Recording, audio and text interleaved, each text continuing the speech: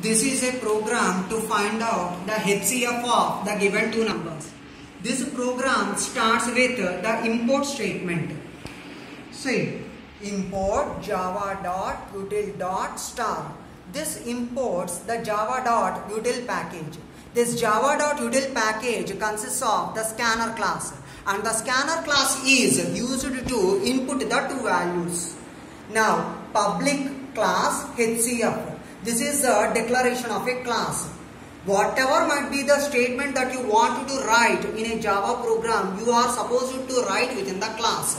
And here you are supposed to write the set of the statements within the class, and the class name is HCF. Next, public, static, void, main, string, args. This is the declaration of the main function. Any program's execution has to start with the main function. So that is why we are writing down the main function as public, static, void, main, string, args, where string args stands for the command line arguments. Next, scanner in is equal to new scanner of system.in. This is used to declare the scanner class object. This scanner class object declaration or else that creation follows a particular syntax. Class name, object name is equal to new class name followed by the pair of brackets followed by the semicolon. Where scanner is the class name, in is the object name, new is the memory allocation operator, scanner is the constructor followed by the pair of the brackets followed by the semicolon.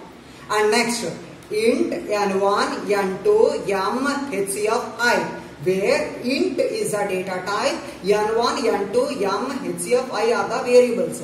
All these variables called n1, n2, m, HCF I are declared of the type int.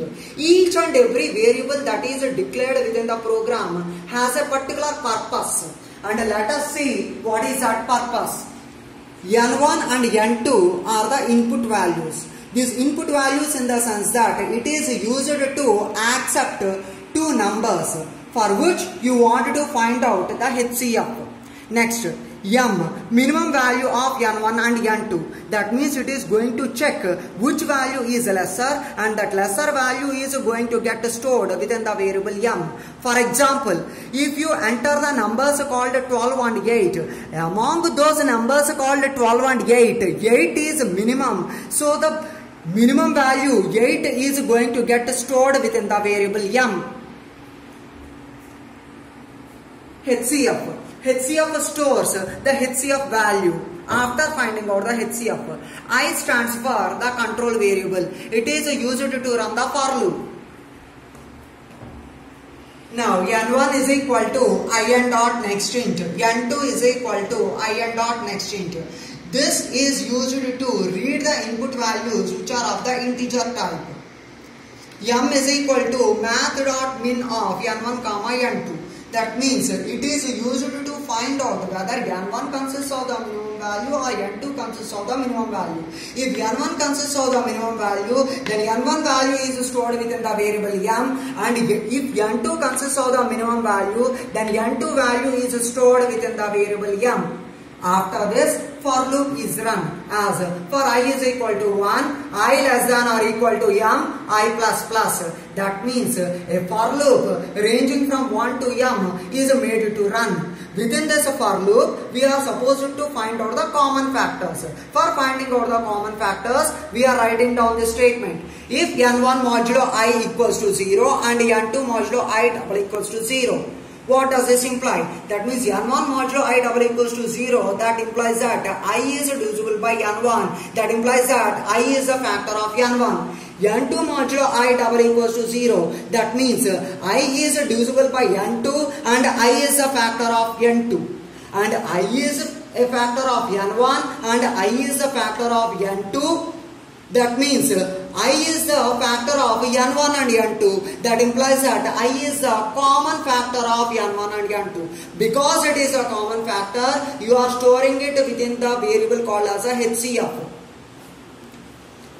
When I value increases from 1 to m, For the first iteration, I value is 1. Second iteration, I value 2. Third iteration, I value 3. Fourth iteration, I value 4. In that way, the I value is going to get increased. When I increases from 1 to m, then the common factor value also gets increased. And at one stage, that common factor becomes highest of all the common factors which were found out. So that is why the maximum value is going to get stored here. And after finding out that HCF, the HCF value has to be printed, and this can be printed with the help of the statement called system.out.println.